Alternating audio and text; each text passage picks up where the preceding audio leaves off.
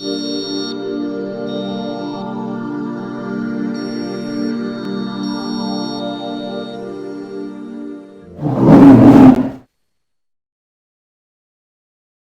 everybody, welcome to Bear Beer Reviews. For tonight's little review we have a beer here that I always assumed I'd actually done, weird enough, because it is kind of the poster child of the craft beer scene in the UK right now. It is by our dear friends Beavertown. This is Gamma Ray, their American Pale Ale, clocking in a nice 5.2 I believe. You've just lost it, yeah, sorry, 5.4%.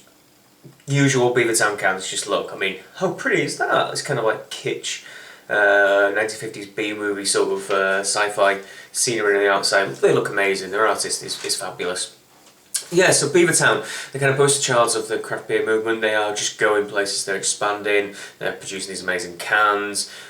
Way back at the start, like review 120 something, we did a bottle of Black Yeti bottle of Black Yeti by them, and it had a yeast plug in the neck. It was really poor quality. The cans were in different mats. I had some of these with Hannah on our anniversary, pretty much a year to the day since we had those. And I always assumed I did this because this is probably, you know, a go-to beer for most people. I think who drink craft beer or like things on the hoppier side.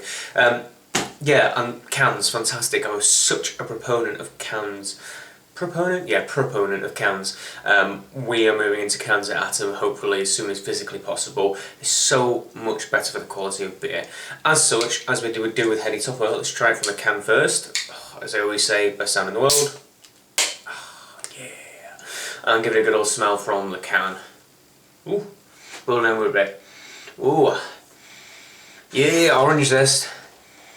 Definitely orange zest right there. So I've got a little hint of dankness in it as well. That kind of piney resin note, but it's all juicy, pithy orange to me. Kind of maybe a bit lemony limey too.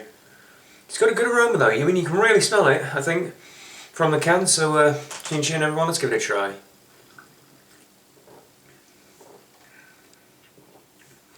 Yeah, it's just such a well-made beer, really.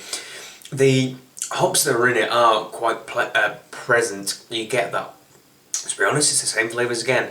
Marmalade-y, pithy orange, a hint of that kind of dankest pineness in it, but it's definitely more about that orangey, lemony note that comes through. And you get this nice little bit of toasty,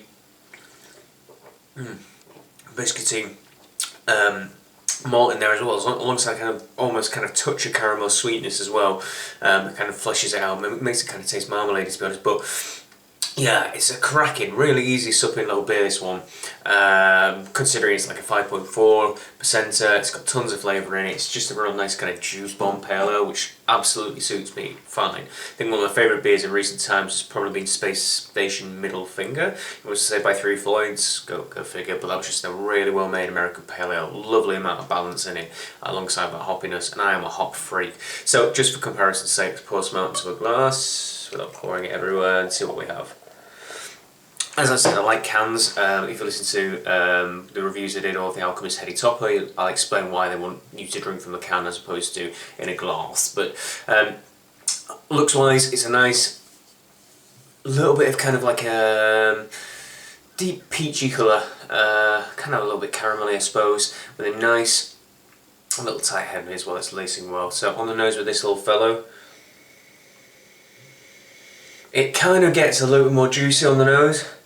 Less piney and dank, I suppose, but I mean you can definitely tell it's the same beer. But it's a little bit juicy aroma when you pour it out into a glass. Also I might add, yeah, it's got a bit of hop haze in it, but who cares, to be frank. It's beer, right? It's good. In fact, that's probably a sign of quality in my book. So cheers everyone, let's get it then, give it a good old try.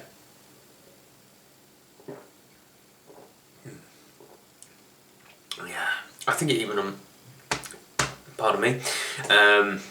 Even kind of in a glass, it's just everything seems to have smoothed out a bit. Some of the prickle of the carbonation goes when you pour out in the glass, unsurprisingly. Fantastic in both forms, but yeah, it's an easy winner. It's Beavertown's Gamma Ray. It's kind of it is one of those go-to beers. Everyone likes it, and I'd love to kind of say, oh, it's good, but this is better. But yeah, it is cracking, and they made a kind of empire off it, and it's brilliant. Logan Plant, son of Robert Plant, you'd love to hate him because he's got good looks and everything, but he's a wonderful, wonderful, lovely, lovely, lovely man, and he's fantastic, honestly. Lovely crew, lovely brewery, great beers as well. So yeah, rating wise, need it be said, this is a good 9 out of 10 really. It's just a cracking pale ale. Go out and try some really. Yeah. Please like, favorite, comment and subscribe. Get your hands on some of this. Until the next beer review. Cheers everyone.